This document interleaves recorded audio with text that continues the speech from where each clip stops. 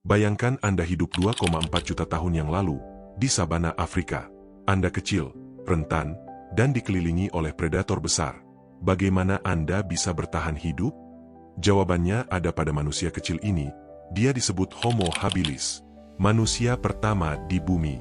Spesies manusia ini punya nama panggilan si manusia terampil, karena selama puluhan tahun, dia dianggap sebagai manusia pertama yang menciptakan alat batu.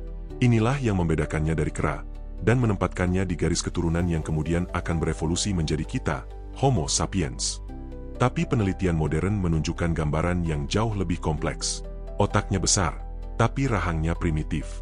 Jadi siapa sebenarnya Homo habilis ini? Dan apa perannya dalam kisah evolusi kita? Mari kita bongkar misteri Homo habilis. Kita harus melihatnya lebih dekat. Homo habilis hidup sekitar 2,4 hingga 1,65 juta tahun yang lalu. Secara fisik, tingginya hanya sekitar 1 hingga 1,3 meter, seukuran anak berusia 8 tahun, dan beratnya sekitar 32 kg. Dia jelas bukan raksasa. Tapi ada satu hal yang menempatkannya dalam spesies manusia, otaknya. Kapasitas otaknya antara 500 hingga 900 cm3. Ini lompatan besar dari leluhurnya, Australopithecus. Otak yang lebih besar ini artinya kemampuan kognitif yang lebih tinggi, sangat penting untuk merencanakan strategi bertahan hidup yang rumit. Para peneliti menggunakan CT scanning canggih pada fosil ikonik OH7, menemukan rahang Homo habilis sangat mirip kera. Barisan giginya sempit, lebih mirip Lucy daripada manusia modern. Selain itu, lengan panjang, kaki pendek. Proporsi ini membuat Homo habilis menjadi bipedal. Dia berjalan tegak, tapi dia juga masih jago memanjat pohon. Karena di sabana yang berbahaya, pohon adalah menara pengawas dan benteng pertahanan terakhir dari para pemangsa. Jadi, lengan panjang adalah asuransi hidupnya. Kemampuan paling terkenal Homo habilis adalah teknologinya, industri oldowan.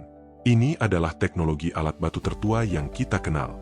Alat oldowan itu sederhana, batu yang dipecahkan, biasanya dengan pukulan keras, untuk menciptakan tepi tajam yang kasar. Pecahannya pun bisa jadi pisau potong, tapi ini sudah cukup untuk memotong daging, dan memecahkan tulang, agar bisa mengakses sumsum tulang hewan yang sudah mati. Selama bertahun-tahun, Homo habilis adalah penemunya. Tapi, baru-baru ini di Kenya, para peneliti menemukan alat oldowan yang berusia 3 juta tahun. Itu 400.000 tahun lebih tua dari kemunculan Homo habilis. Penemuan ini mengubah segalanya. Pembuatan alat sudah ada sebelum Homo habilis. Jadi, siapa yang membuatnya? Mungkin Australopithecus yang lebih tua, atau bahkan Kenyanthropus platyops, yang letaknya lebih dekat. Intinya, Homo habilis mungkin bukan pencipta eksklusif, tapi dia adalah pengguna yang paling efektif. Dia mengandalkan alat itu untuk mendapatkan protein dan lemak, yang memicu perkembangan otaknya yang cepat. Peningkatan otak Homo habilis menuntut perubahan total pada gaya hidup dan dietnya. Mereka beralih dari diet nabati ke omnivora, memakan segalanya. Karena ukurannya yang kecil, mereka bukan pemburu gagah. Mereka adalah pemulung oportunistik. Mereka memanfaatkan hewan hasil buruan predator yang lebih besar, mengambil sisa daging dan sumsumnya.